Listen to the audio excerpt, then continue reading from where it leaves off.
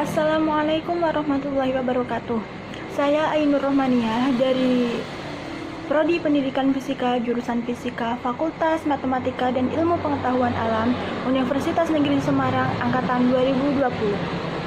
Saya di sini akan mempresentasikan hasil praktikum saya mengenai penerapan hukum Newton kedua pada gaya gesek. Tujuan percobaan: memahami dan menerapkan konsep hukum Newton kedua pada gaya gesek yang bekerja pada gerak benda. 2. Mampu menentukan percepatan gerak benda dalam sistem. 3. Mampu menentukan koefisien gesek permukaan. B. Landasan teori.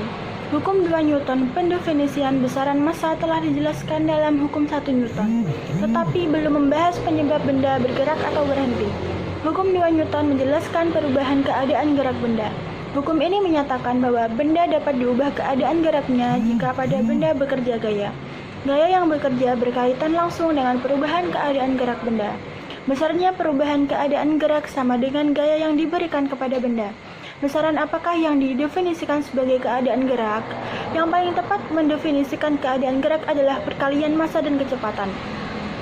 Alasan pengambilan definisi ini adalah: 1. Makin besar massa, maka makin sulit mengubah keadaan gerak benda. Dan 2. Makin besar gaya yang dibutuhkan untuk menghasilkan perubahan kecepatan yang besar pada benda. Dengan demikian, keadaan gerak benda sebanding dengan perkalian massa dan kecepatan. Perkalian massa dan kecepatan kita definisikan sebagai momentum. Gaya gesek merupakan salah satu topik penting dalam mempelajari materi mekanika.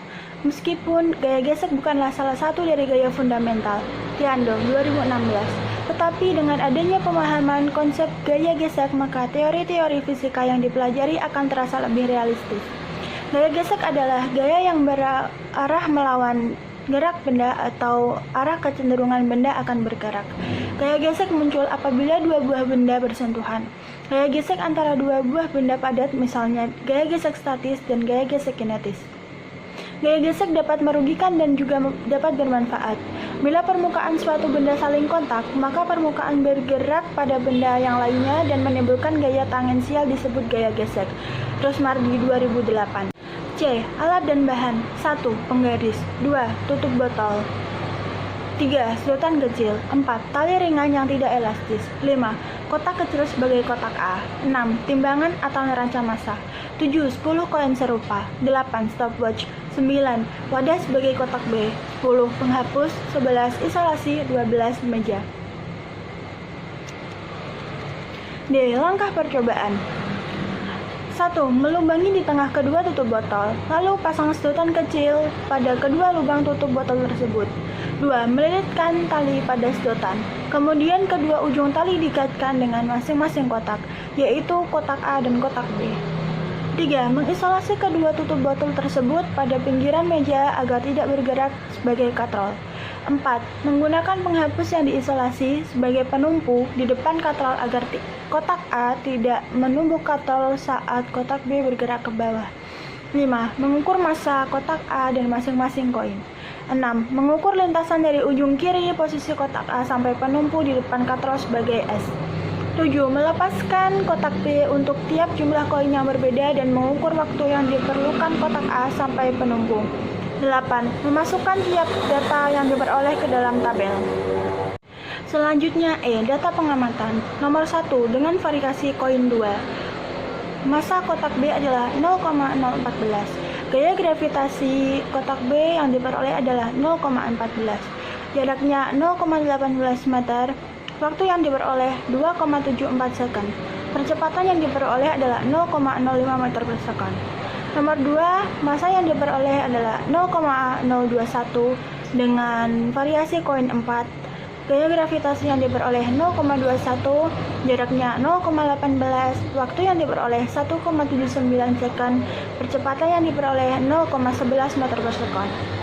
Nomor 3, massa yang diperoleh 0,024 dengan variasi koin 5. Gaya gravitasi yang diperoleh adalah 0,24, jaraknya 0,18, waktu yang dibutuhkan adalah 0,84 second, percepatan yang diperoleh adalah 0,51 meter per second. Nomor 4, Massa yang diperoleh adalah 0,027 dengan variasi koin 6. Gaya gravitasi yang diperoleh adalah 0,27. Jarak yang diperoleh 0,18. Waktu yang diperoleh adalah 0,6 second. Percepatan yang diperoleh adalah 1 meter per second. Nomor 5 yaitu dengan massa 0,03 variasi koin 8. Gaya gravitasi yang diperoleh adalah 0,33, jaraknya 0,18, waktu yang diperoleh adalah 0,44 second, percepatan yang diperoleh 1,85 meter per second. Nomor 6. Massa yang diperoleh 0,039 dengan variasi koin 10. Gaya gravitasi yang diperoleh adalah 0,39, jaraknya 0,18, waktu yang diperoleh adalah 0,34, percepatan yang diperoleh adalah 3,11 meter per second. Selanjutnya F. Hasil dan pembahasan. Hasil. Pertama, menentukan percepatan. Rumus yang digunakan dalam percepatan adalah 2 kali S per T kuadrat, yang hasilnya sudah diketahui pada data pengamatan tadi, yaitu 0,05 meter per second. Selanjutnya, percepatan kedua yang diperoleh 0,11 meter per second. Percepatan ketiga yang diperoleh 0,51 meter per second. Percepatan keempat 1 meter per second. Percepatan kelima 1,85 meter per second. Percepatan keenam yaitu 3,11 meter per second. Selanjutnya yaitu menentukan koefisien gesek pada permukaan meja. Diketahui massa A atau massa kotak A sama dengan 0,02 kg. Rumus yang digunakan adalah percepatan sama dengan gaya gravitasi kotak B min koefisien gesek pada permukaan meja per massa kotak A plus massa kotak B. Percepatan yang digunakan adalah percepatan pertama yaitu 0,05 sama dengan 0,14 min koefisien gesek permukaan meja per 0,002 plus 0,014. 0,05 sama dengan 0,14 min koefisien gesek pada permukaan meja per 0,016.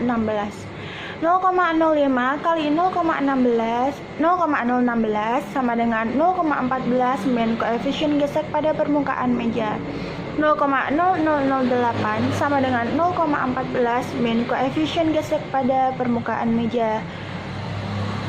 Koefisien gesek pada permukaan meja yaitu 0,14 min 0,0008 yang hasilnya adalah 0,1392 atau 0,14 Newton.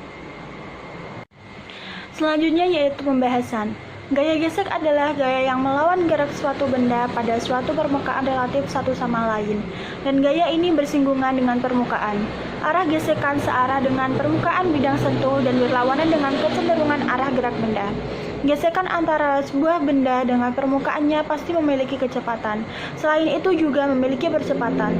Percepatan yang dimiliki akan berbeda antara benda yang bermassa ringan dengan benda yang bermassa lebih berat, karena massa juga mempengaruhi kecepatan dan gaya, seperti pada hukum 2 Newton, yaitu F sama dengan M kali A. F adalah gaya, M massa, dan A adalah percepatan. Hukum 2 Newton menjelaskan bahwa benda bekerja sebuah gaya saja atau beberapa gaya yang resultannya tidak nol. Kecepatan benda selalu berubah, dengan demikian benda mengalami percepatan. Maka dari itu, ada kaitan antara resultan gaya dengan percepatan yang ditimbulkannya. Kaitannya ini diselidiki oleh Newton, sehingga Newton berhasil mencetuskan hukum keduanya tentang gerak, yang dikenal sebagai hukum 2 Newton. Bunyi hukum 2 Newton adalah percepatan yang dihasilkan oleh resultan gaya yang bekerja pada suatu benda berbanding lurus dengan resultan gaya, searah dengan resultan gaya, dan berbanding terbalik dengan massa benda. Pada praktikum kali ini, kita mampu menentukan percepatan gerak benda menggunakan rumus A sama dengan 2S per T kuadrat, yaitu percepatan sama dengan 2 kali jarak per waktu kuadrat. Percepatan yang didapat dengan jarak 0,18 meter. Percepatan pertama dengan waktu 2,74 detik adalah 0,05 meter per second. Percepatan kedua dengan waktu 1,79 detik adalah 0,11 meter per second. Percepatan ketiga dengan waktu 0,84 detik adalah 0,51 meter per sekon. Percepatan keempat dengan waktu 0,6 detik adalah 1 meter per sekon. Percepatan kelima dengan waktu 0,44 detik adalah 1,85 meter per sekon. Dan terakhir, percepatan keenam dengan waktu 0,34 detik adalah 3,11 meter per sekon. Percepatan dipengaruhi oleh jarak dari kotak A ke penumpu dan waktu yang dibutuhkan oleh kotak A ke penumpu pada masing-masing beban di kotak B. Dari data ini dapat dikatakan bahwa semakin besar gaya gravitasinya, maka semakin besar pula percepatannya. Selain itu juga pada data pengamatan terdapat massa B dan waktu yang diperoleh. Semakin besar massa B, maka semakin cepat pula waktu yang digunakan massa A untuk mencapai tumpuan. Sebaliknya, jika massa B semakin kecil, maka waktu yang dibutuhkan massa A untuk mencapai tumpuan semakin lambat. Selain menentukan percepatan, dalam praktikum ini kita juga mampu menentukan koefisien gesek pada permukaan meja dengan menggunakan rumus A sama dengan MBG min FFR per MA plus MB, yaitu percepatan sama dengan gaya gravitasi pada kotak B minus koefisien gesek pada permukaan per massa kotak A plus massa kotak B. Koefisien gesek pada permukaan meja yang didapat dengan percepatan 0,05 meter per sekon adalah 0,14 Newton. Koefisien gesek dengan percepatan 0,11 meter per sekon adalah 0,2 Newton. Koefisien gesek dengan percepatan 0,51 meter per sekon adalah 0,22 N. Kemudian koefisien gesek dengan percepatan 1 meter per sekon adalah 0,24 N. Koefisien gesek dengan percepatan 1,85 meter per sekon adalah 0,27 N. Yang terakhir, koefisien gesek dengan percepatan 3,11 meter per sekon adalah 0,27 N. Koefisien gesek pada permukaan ini dipengaruhi oleh massa benda, yaitu massa kotak A, massa kotak B, dan koin-koin, serta massa gravitasi kotak B dan percepatan. Yang terakhir yaitu kesimpulan. 1. Semakin besar massa B, maka semakin cepat pula waktu yang digunakan massa A untuk mencapai tumpuan. 2. Jika massa A besar, maka semakin lambat waktu yang ditempuh untuk mencapai tumpuan. Bahkan tidak bisa bergerak jika massa A terlalu besar. 3. Semakin besar gaya gravitasi massa B, maka akan semakin besar pula percepatannya. 4. Percepatan dipengaruhi oleh jarak dan waktu. 5. Koefisien gesek pada permukaan dipengaruhi oleh massa benda dan percepatan. Sekian presentasi dari saya, kurang lebihnya mohon dimaafkan. Wassalamualaikum warahmatullahi wabarakatuh.